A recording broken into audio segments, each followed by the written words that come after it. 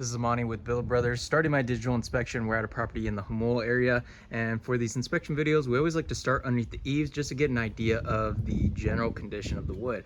Eaves consist of, we have the fascia on the outside, we have the rafter tails, and then we have the starter boards. And I'm not seeing too many signs of dry rot or even termite damage. Looks like these eaves have been well maintained over the years, and has kept a fresh coat of paint on it. So these look good to go. All right, moving on to the roof. What we're looking at here is an architectural asphalt shingle roof. There is drip edge on the perimeter. Drip edge is that metal flashing that goes along the edge, and it prevents any water from soaking into the wood anytime it rains. So that's a good sign. And right off the bat here, you do see a little bit of shine around the edges. The reason why this happens is over time, those oils begin to evaporate on the shingle tabs themselves, and that's what causes the granules to eventually fall off into the gutters. And that's when you start to see the shiny fiberglass come through.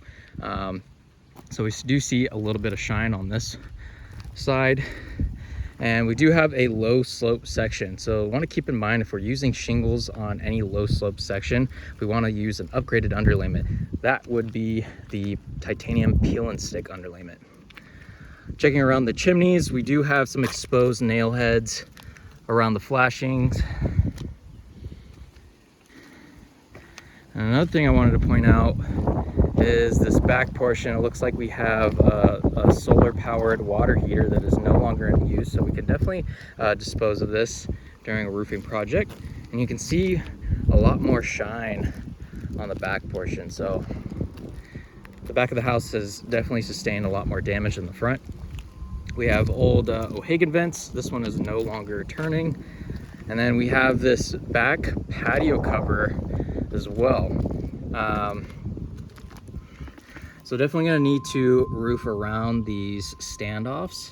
And again, you can see just the condition of these shingles. They've just been absolutely beaten over the years.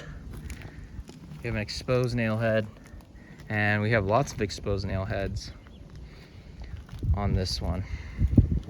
Anytime we do see exposed nail head, that is a leak, because it is completely open for the rain to come through. We do have some skylights as well. Again, something I'm noticing along these flashings is all of these nails are open. Same thing around this T-top. And it may be worth noting that the skylights, they might need to be replaced. The metal part on the outside looks like it's fine, but we won't know until we actually lift those up during a roofing project.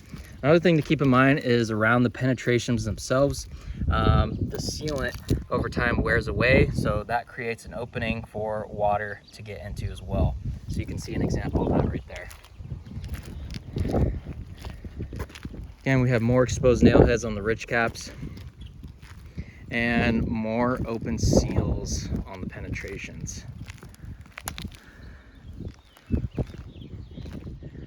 So overall assessment, definitely recommend replacing this roof. What we want to do is replace it with a new Owens Corning duration shingle, and then update the underlayment underneath with new synthetic titanium UDL underlayment.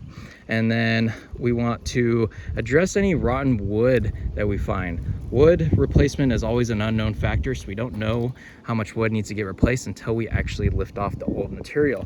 Definitely want to make sure that we're not having exposed nail heads, so those will get reflashed, and then the penetrations resealed. And then again, we'll dispose of that equipment and put an upgraded underlayment on this low slope portion so the water doesn't get through. And then same thing over here. Definitely want to put titanium PSU 30 around these, because this is a sensitive area. we don't want any water poking through. Awesome. I will get this out. Thank you.